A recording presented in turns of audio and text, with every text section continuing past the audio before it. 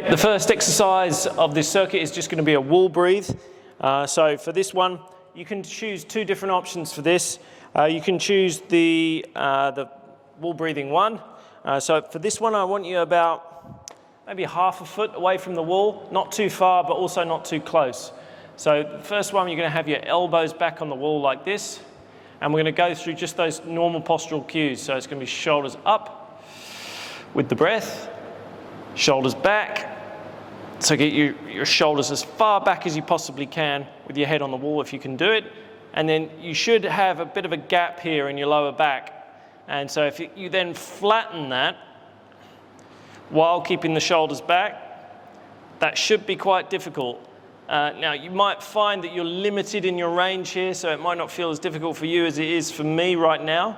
But right now, I've got my back as flat as I can against the wall, and it's a struggle to hold this. And all we're going to do is hold this for 45 seconds.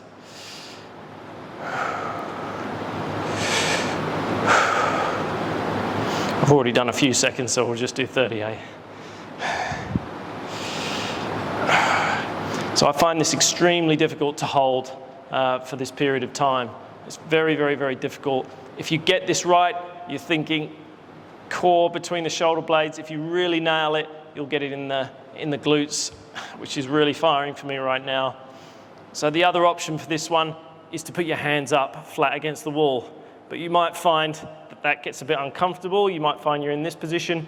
If you are uncomfortable at all in the shoulders there, just bring the arms back here. The only reason to do this really is to prevent you cheating a little bit, because what tends to happen is that as soon as you posterior tilt, so you get the shoulders back, you posterior tilt to get your lower back flat, you subtly bring your shoulders off the wall, and people don't even know that they're doing it. Okay, that's probably a bit longer than 40 seconds. Okay, next exercise is going to be a weight swap squat, like weight swap pendulum squat, I would call this one. So I'm not going to time these things. It's going to be too difficult for me to explain and time it at the same time. I did promise that I would time it probably quite well, but the same things happens in my classes in real life. As soon as I start explaining, the time just flies by, and before they know it, they've done a minute and a half when they're supposed to be doing 45 seconds. But that's all part of it. So time yourself for this one. All we're going to do is we're going to go about hip width apart with the feet. You can go a little bit wider than that if you want, but not too wide, so you've got space to swing the weight. Now, when you swing the weights, this is the first weight swinging exercise. It's really important that your shoulders stay high. Now, it's not too bad because you'll have 1 or 2 kilos. You should have anyway. 1 or 2 kilos, it's fine. But as soon as you start adding more weight, and when I mean more weight, 3 kilos will be enough to do this. If your shoulders are kind of low and depressed, this will put a lot of pressure on the labrum of your shoulder and your shoulder girdle in general, and so this could be quite damaging. So shoulders up with good posture, and we're just going to get it swinging on one side, and then just come back into this sort of mini squat position. Again, you don't want to go any lower than that. So if I go side on, it's about there. If you're holding really good posture, you should feel the tension kick in and your glutes about there, and then you just swap the weight over. And that's all you're going to do. Swap the weight over, and then all you're doing is try again, maintain that neutral spine all the way. So on the way down and on the way up, trying to maintain a neutral spine. For many of you, it's going to be tricky to do this. You may slightly overdo the spinal flexion on the way down, and then you might slightly overdo this on the way back. Many people have got their problems in their gait are to do with their hip being hip-led like this. So they lead with their hips, and then their lower back takes a lot of the strain. It propels their upper body forward. So we want to try and avoid leading with the hips here as we come forward with the weight. So just coming down, up. Again, hold a good postural position.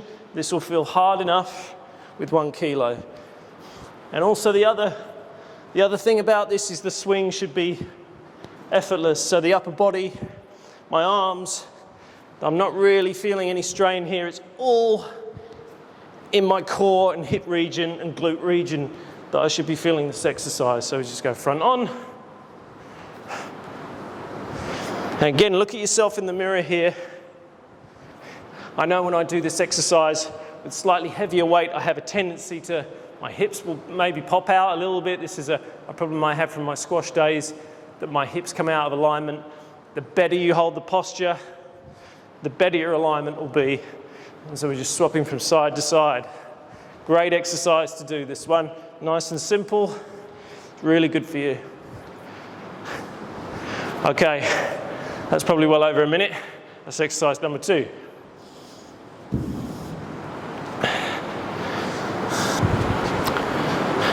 So exercise number 3 here is going to be a lunge.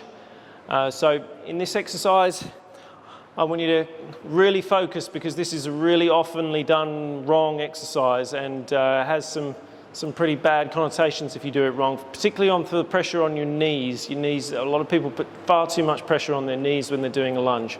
So all I want you to do, again, set your postural position in motion. We've already covered that. And we're going to take a step forward, just a normal step forward, not too far. Most people also overdo their lunges. They overstretch them so that they can avoid that pressure on the knees. So what we're going to do is just take a small step forward, just like a normal walking stride. Good postural position. And then we're just going to go down and up. Now, if you can only get to there, that's fine. But we're going to hold that postural position. We're just going to go down and up. The key here is that you want some bend forward with the knee, but not too much. It shouldn't be coming forward here, but I'll show you if I go all the way down into this lunge. If you can get all the way down, that's great. You don't have to, but down to here, your knee doesn't want to go any farther forward than that. If you can see where my knee is there. So, and then we're just going to come up and down. And throughout the whole exercise, you're trying to keep that neutral spine, stomach sucked in. Another problem with this one is that often at some point you're going to lose the ability to keep your stomach sucked in here. This is retracting the abdomen, and so this is quite an important aspect. I won't go into it too much, but when you retract the abdomen, you will support the lower body much, much better. So if you lose this on the way down and you go too deep into the squat, or too deep into the lunge, sorry, you often get issues at the hips here. So don't get too interested in just going for a massive range here. You may just sink straight down and up really easily, but that's not helping you with your movement efficiency, and that's what this circuit's really all about. So try and feel the tension in it. So we're going down. You need to stick your butt quite far back with this. You need to hinge over a little bit. If you're too straight, it's almost guaranteed that your knee will slip forward. So just down and up. And I'm just going to take it to that range. So if I go to about there, that's probably good for me.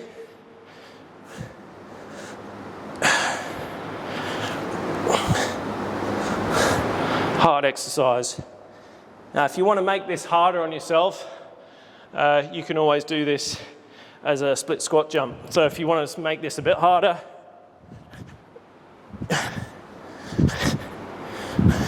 we can do that. But certainly for this first in the series of circuit videos, I'm going to try and make this fairly simple, this video.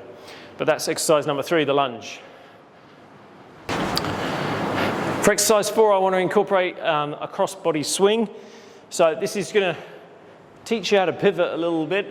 So we're going to incorporate the pivot. A good way to start with this one is actually with your feet slightly splayed out for this one, because what I find is that if I start with people like this with their feet facing forwards, they tend to pivot like this. So they'll pivot with one foot, but the other foot doesn't move. And actually you need to get both feet rocking at the same time. So you splay that foot out, so that motion. So you really bring that inside of the toe and heel down, and that will spin you back in the other direction. If I look at my feet, they're pointing roughly parallel in that motion, and that's where I want you to be. That will keep the alignment of your knees and save your knees when you're doing this exercise. So feet out, again, just 1 kilo in the hand, and we're just going to start by just gently, again with the best posture you can, just rocking it side to side with that pivot, and that's all we're going to do. So again, this is a really simple first circuit exercise. And that's it, you're just going to rock it. If you want to go a bit harder on this one, you can really swing it a bit higher, like that. But for now, the here is fine. Particularly if you're at all worried about shoulders or anything like that, or even knees too, because this is it's actually a strangely difficult technique to do this. Again, you notice how effortless this looks in the upper body. I've got the reciprocation of the other arm, and I'm just using the pivot, my hips and the tension in my core to create the swing.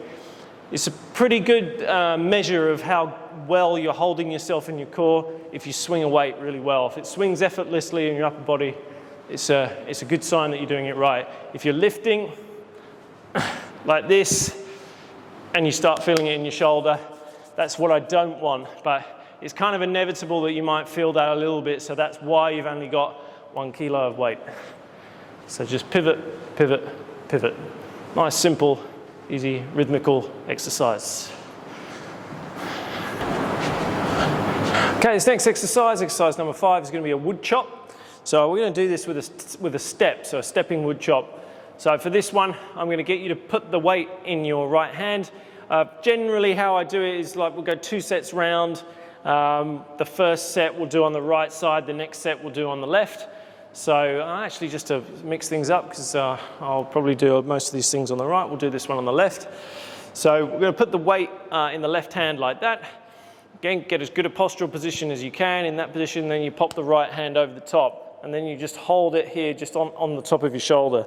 And then we're going to have 1 foot in front of the other. Again, it's just a stride, just a normal walking stride, step forward like that, hold a great postural position, and then we're going to chop down over that front leg.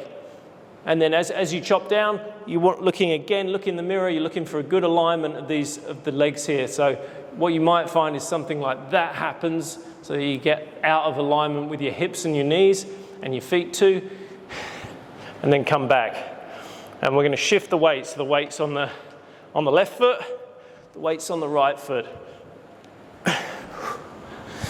Left foot, right foot. Again, if your range is not so good, you can just do this, just a little bit of range like that, more like a walk. You don't have to kind of lunge into it at all. That'll be fine. If you want to go a bit further, make it a bit harder, you can step right down. It's really up to you. You have to control the range and be honest with yourself about how well you're doing it. It's no good taking a big range here if your hips are all out of alignment around here. That's not the point of the circuit. So just a few more just to show you what I like about that sort of range for me. Keeping everything in alignment, and that's nice and tough.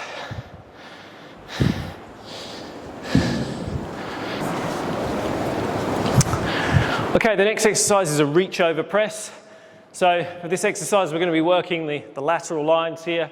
And so what I really want you to focus on here is lateral flexion. Now this can be a bit of a problem for some people who don't have much flexibility in their spine laterally or rotationally. It's what tends to happen when you get this kind of fixed postural position. You tend to not be very flexible with your spine. You see, as soon as you start laterally flexing, all that happens is that your hips pop out, and the same when you rotate as well. So that's why it's really important to keep a good neutral spine.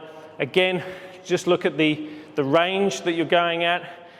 Don't go as far as I will, or just do it to what you think you can do. Some people will be completely opposite. They'll feel like they can go on a really good range for this, but then find that they're actually just poking their hips out too much and all the pressure's going on the hip. So just watch the range and just go as hard as you like. Again, 1 kilo is not going to do much damage if you do the exercise slightly wrong. And we're all doing these exercises slightly wrong.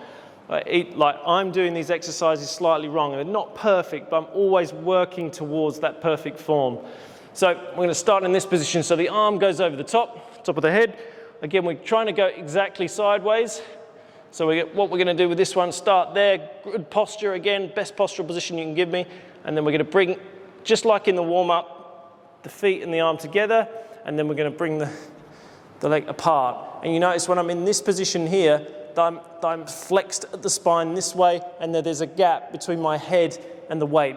Also, another thing that I'm not doing, you might not be able to see it on the video here as the weight disappears into the blackness, but I'm not locking out that elbow either. So I've got that slight bend in the elbow. Then I bring it back, feet together, feet apart, feet together, feet apart. Feet together, feet apart.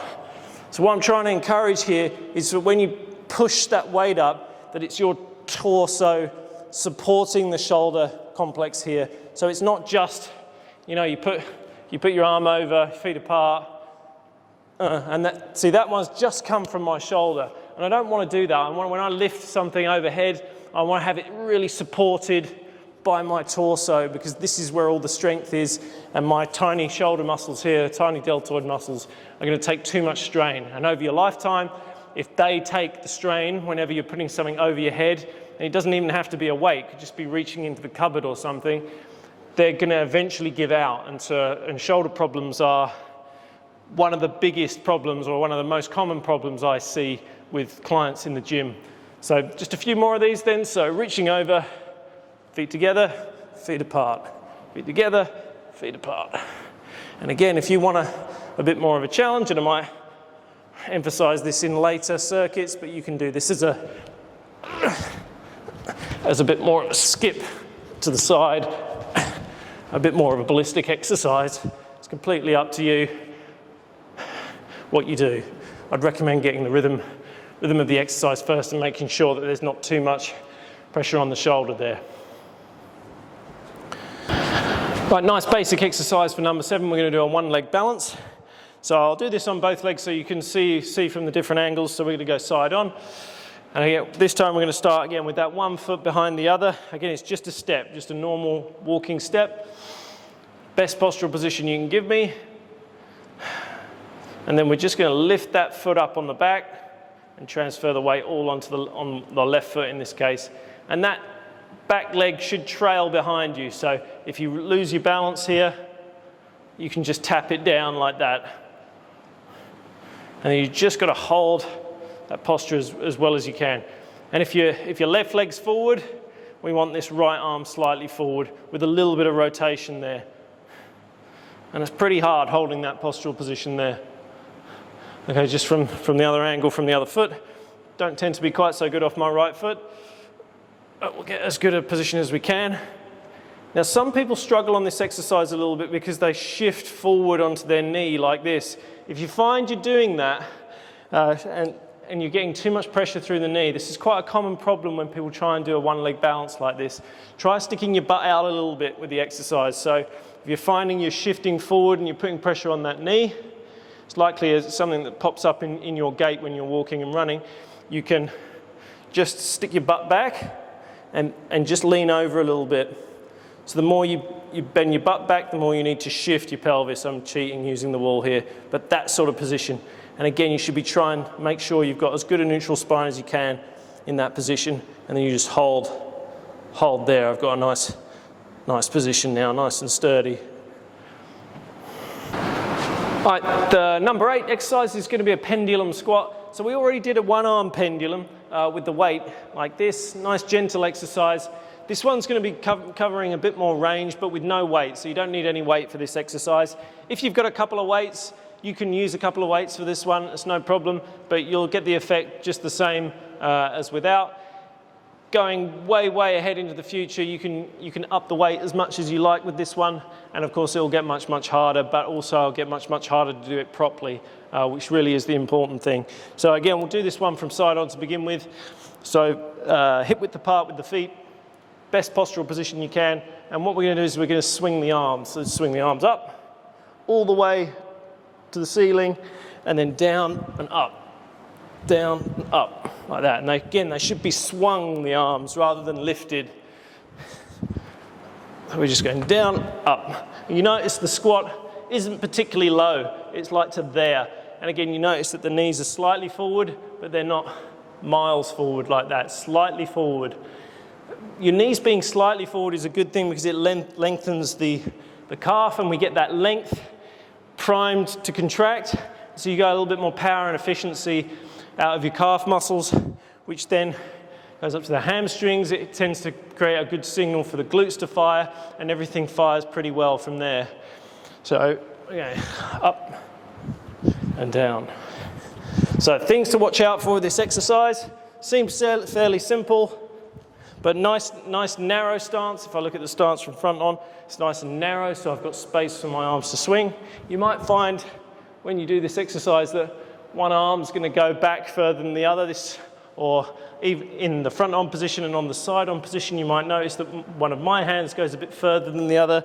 It's probably all right with no weight in my hands, but as soon as I stick more than 4 or 5 kilos in my hands and I do this exercise, you can notice the asymmetry. So that's what you're fighting against.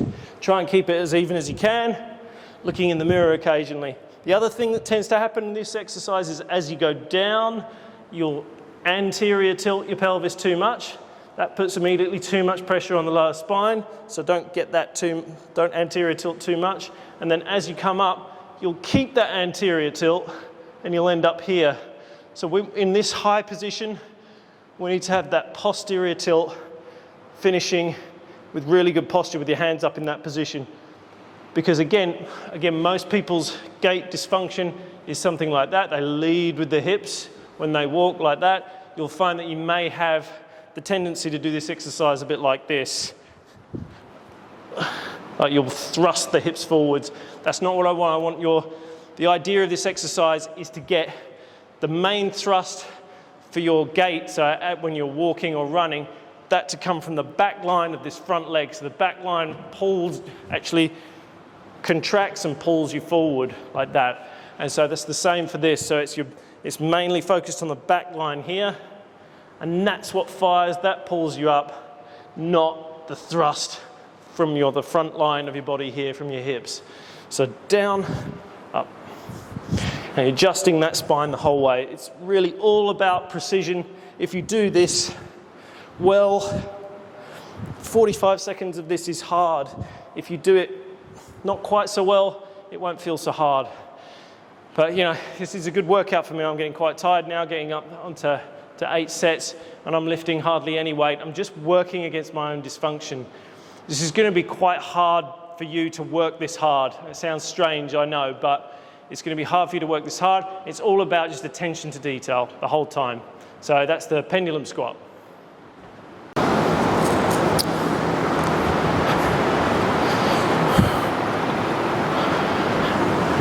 Right, we're going to go down on the mat now for the last 2 exercises.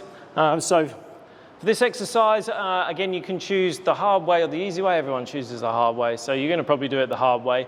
But I do encourage that you give the easy way a try first and just see how comfortable you are.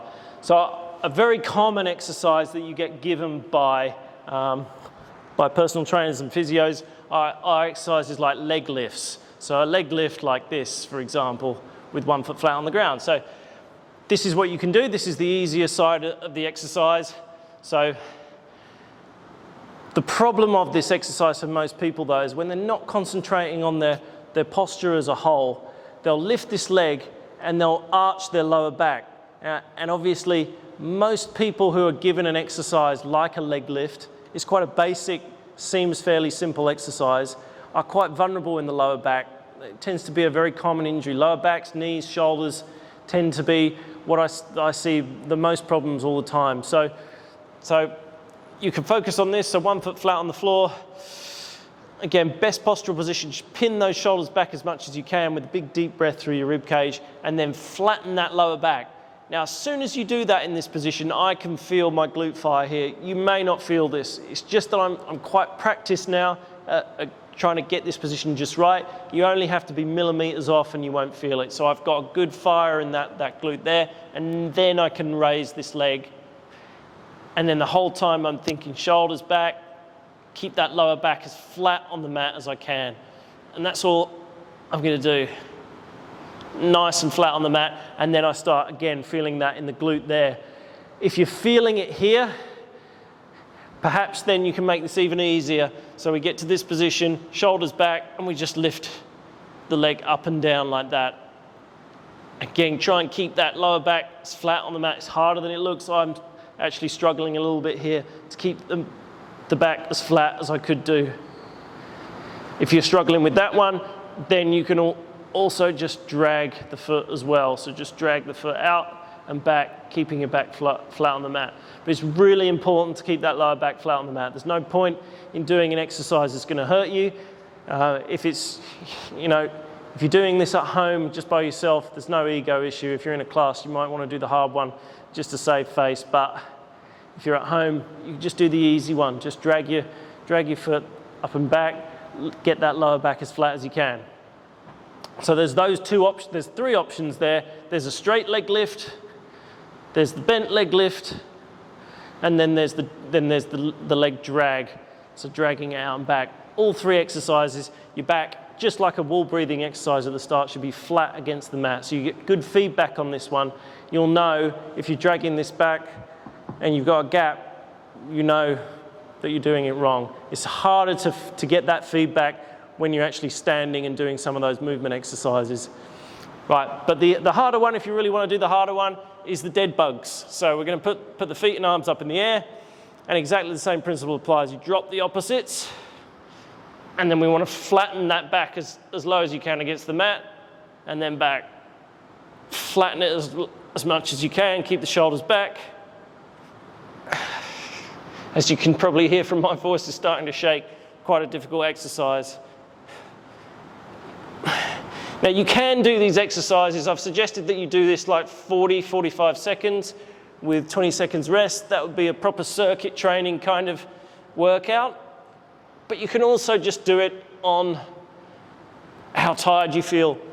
And you may feel tired doing this. There's a few different measures you could do. You could do tiredness, time.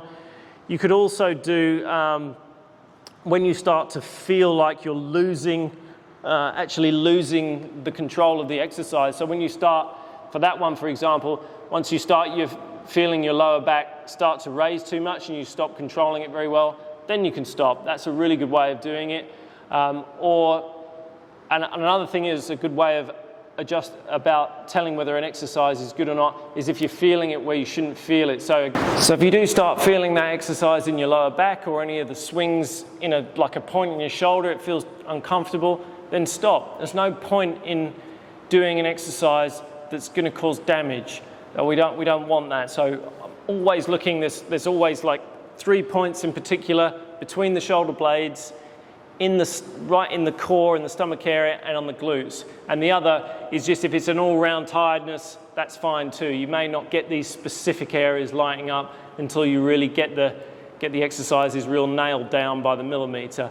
But if you're feeling them on joints or in small muscle groups, that's not the idea. I don't want that kind of lactic acid burn. That's not what I'm after. I'm not really getting that when I do these exercises. Even when I'm doing really heavy exercises, if I'm doing the exercise well, it's going to be like a full body kind of tiredness with some specific areas really feeling the tension, but not really feeling that lactic acid burn, when you're doing like a leg extension or something and you get that real specific burn in an area of muscle. That's not what I'm looking for. It's more of an overall tiredness. So really be aware of what's going on in your own body and just take it to ranges that you're comfortable with. Do it for an amount of time that you're comfortable with. Okay, last exercise then is going to be a plank. So this is going to be my plank though, which is a little different to what some other people do with the plank. So I really want you to do this on your knees rather than your feet. And you'll see why when I demonstrate it. The plank really is a great postural exercise.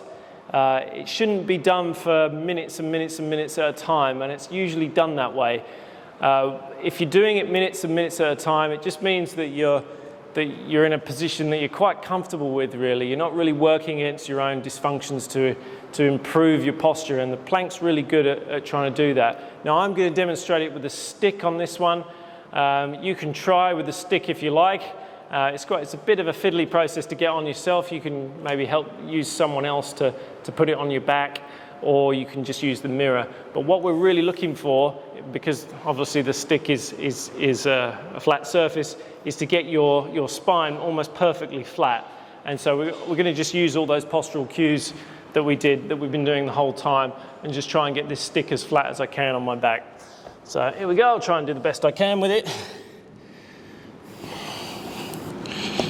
And so firstly, I'm going to try and do it so the stick's not flat on my back. So I'm going to get in this kind of position here, and as you can see, it doesn't really feel difficult to me doing this, but now here come the adjustments. So we're going to go shoulders up a bit with the breath, shoulders back, get it as flat as you can on the top part of your back, and then we're going to posterior tilt and suck the spine in and see if we can get that stick as flat as possible.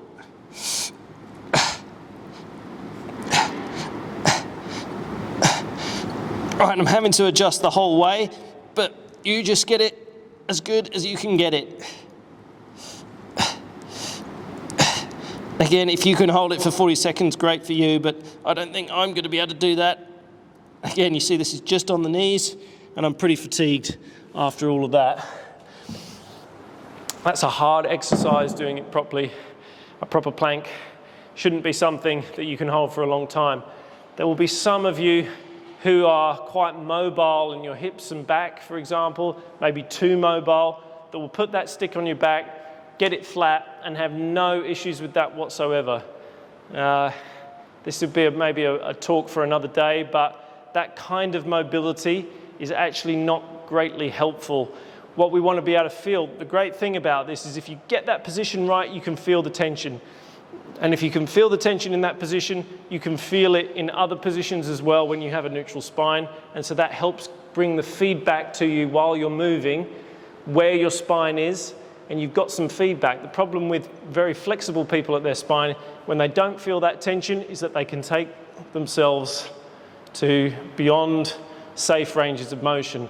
But that's a bit of a talk for another time. But that's a great exercise. I recommend that you start it more like this, particularly if you're beginning.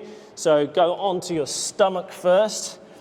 There's a couple of little technical things on this one. So if you notice where my elbows are, they're directly underneath my shoulder. So if they're too far tucked under and you come up into the plank, you're going to be putting too much pressure on your shoulders. So just make sure your elbows are right underneath your shoulder. And all those postural cues in place. So big deep breath through the rib cage, bring the shoulders back a little, and then we're going to put the hips up to about level. I mean, I can't see myself in the mirror here, but I'm doing my best shot. And then posterior tilt, suck the stomach in, and now that feels hard. And just hold that as best you can. You can even do this exercise as a bit of a movement exercise. So you try and keep the neutral spine as you drop the hips.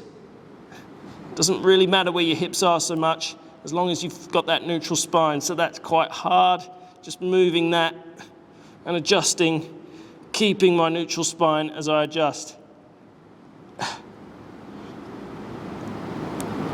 Oh, that's difficult. Okay, so 10 exercises. That's the first of these circuits that I'm going to do.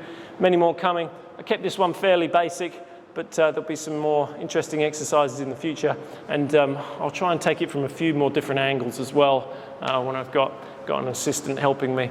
But I hope you enjoyed that one, and so go two sets round of about 40 to 45 seconds if you really want the structure of timing it. But again, you can just do it on the feel of it as well. Do it to when either you fatigue or whether if you feel areas of pain or discomfort in areas that you shouldn't do, just drag the exercise back, reset it, or just move on to the next one. It's completely up to you. You're kind of feeling your way into moving properly. It's not going to be plain sailing. You're not going to be able to get a stick, put it flat on your back first time. You're going to have issues, for example, on the plank, very likely. I'll just very briefly go through this. Very likely an issue you're going to have when you do this exercise is that you'll be able to get your shoulders back, maybe, but then when you posterior tilt your pelvis, you'll come off here. And the idea is to get them both at the same time if you can. Others of you will be too rounded in the shoulders and it'll be difficult to get your shoulders back. You'll maybe have something like that. Others of you will struggle to get rid of the anterior tilt in your lower back. But it's just fighting those two things, and obviously you're fighting your shoulder, you're trying to pull your shoulders back, but you're fighting almost your own internal resistance bands here, and then here, you're trying to bring your hips back here, but you're fighting at your hips, so you're fighting in two different areas, and that's why that exercise is so difficult. If you just do it without fighting it, you can hold a plank for ages, good for you. It's not really doing you much good, really. And you can do it for like 20 seconds and it'll be so much better than doing it for 5 minutes. So anyway, I waffle on, but that's the first in the circuit series. See you again next time.